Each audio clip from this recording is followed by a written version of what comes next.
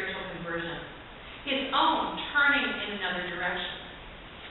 I say a process because, unlike the story of Paul, this isn't something that happened over 3 days, but many years. Even after his own experience as a slave, John was not deterred from the work he was doing, although he became somewhat more sympathetic to the people who were, like him, captured and enslaved.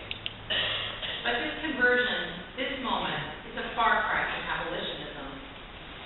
Only a massive stroke, in fact, in 1754, made him personally stop making trips from Africa, although he continued to make money from investments based on buying and selling people. And yet, God was not yet done with our friend John Newton. You see, Newton had asked God to take over his destiny. Those were his words, that he might take over my destiny. And bit by bit, we see God's hand at work in Newton's life. After the stroke, he began to think about a different line of work and eventually became an Anglican minister. He's well known for his preaching gift, he's well known as a pastor, and he grew into this life of pastor and preacher, and still, it took him years to come to terms with the source of his income from his early life. And still God was not done with this faithful, imperfect servant. God used all of Newton's knowledge of the slave trade and combined it with his gifts as an orator, along with his own willing heart, to help end the evil practice in England.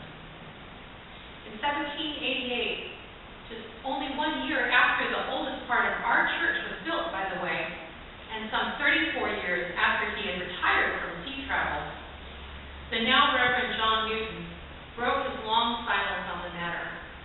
He published a pamphlet, which is kind of the Twitter of his day, describing the horrors of the Middle Passage, and apologized in writing for a confession which came in his own words, too late.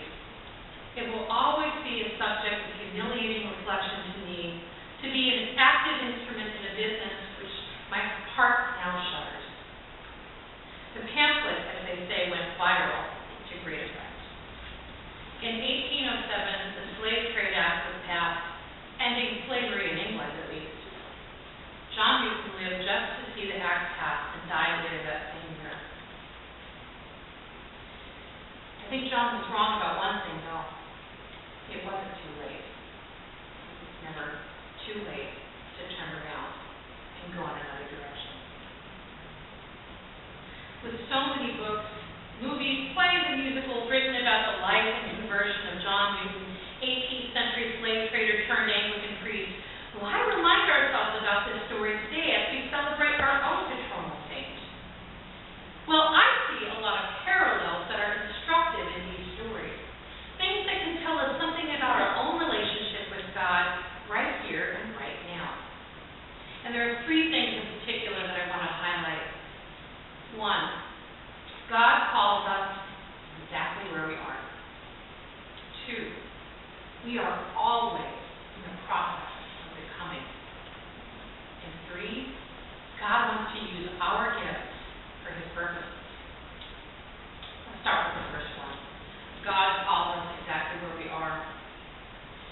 Saul, which is the Hebrew version of the Latin name Paul, hence the Saul, Paul thing, is on the road to Damascus.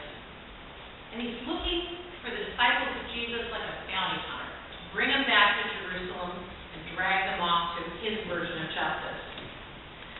So I'm thinking that no one could have been more surprised than Saul himself to be literally blinded by the light of Christ, and then to hear Jesus' voice calling him by name, Saul, Paul. But as hearers of the story, we're all still pretty surprised. Who would have expected that this guy, was going to be the one that God was going to use to spread the word about Jesus?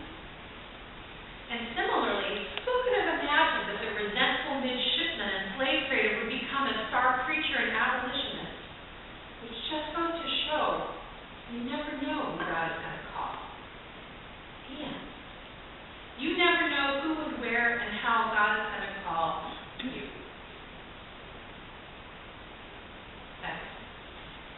We are always in the process of becoming. Some conversions happen pretty quickly. I mean, 3 days isn't bad in the history of whole 180s, but a lot of them are a lot slower. Newton took his entire adult life. As people of faith, we believe that transformation is possible, that nobody is poured in amber. Brian Stevens is an attorney, activist, and author, and he writes in his book, Just Mercy, which is an indictment of America's corporate prison system. He writes, each one of us is more than the worst thing we've ever done. Each one of us is more than the worst thing we've ever done. With the innocence of doves, we as followers of Jesus trust that God can turn around a life and make all things new, even us. And 3, we are always in the process of becoming. Transformation is difficult, requiring our openness to and participation in God's will. It involves unflinching honesty, softness of heart, and a willingness to admit wrong and get back on that right path, that new direction. Anyone who has battled addiction will tell you that real changes in life require courage, require deciding every day that this is the day, and take support from a community of people. John Newton's conversion took decades. Paul's life and work wasn't so perfect either. In his letters to the Christian community that he founded, we read a man who makes his own theology and understanding out of how God is working in the world with the zeal, the passion, and energy and joy in Christ. We also see a man who is filled with flaws and imperfections that make him so human. The same who wrote, "There is no Jew or Greek, there is no slave or free, there is no woman or man, only heirs to the promise of God," also wrote, "Women should remain silent and they're not allowed to speak, but must be in submission as the law says." Along with some other choice phrases about women keeping silent, condemnations of gay people, and a word encouraging slaves to obey their masters as they would their Father in heaven. No one, not even our own St. Paul, is perfect. Which is why we must use our God-given sense of intuition and discernment to separate the wheat from the chaff. I think that's what Jesus means when he says to be wise as serpents. It allows our instincts to help us sort out what's valuable, what's life-giving, and what is God-sent, and what parts are self-serving, death-dealing, and empty. Which brings us to the last point. In this process of becoming, God will use our gifts if we let Him. Newton turned over his life to God, refreshing and renewing his commitment frequently. His gifts were prodigious, and God made good use of them. And in the process, he became a powerful teacher and pastor. He served the same community for some 20 years. And you might know, he wrote a few hymns as well. His name is best associated as the author of a text that goes, "Amazing grace, how sweet the sound that saved a wretch like me. I once was lost, but now I'm found, blind, but now I see." Just like Paul, the tent maker and community organizer from Tarsus, who allowed his real experience of Christ to see the pivot in his life. Both men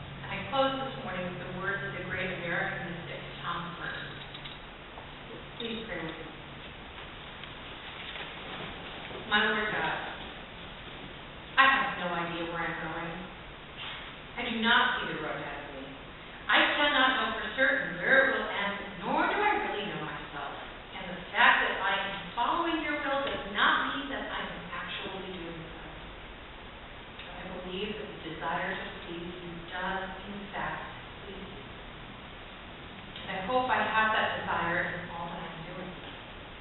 And I hope that I will never do anything apart from that desire. And I know that if I do this, you will lead me by the right road, though I may know nothing about it. Therefore, will I trust you always, though I may seem to be lost and in the shadow of death. I will not fear, for you are ever with me, and you will never lead me to face my perils alone. May it be true for you.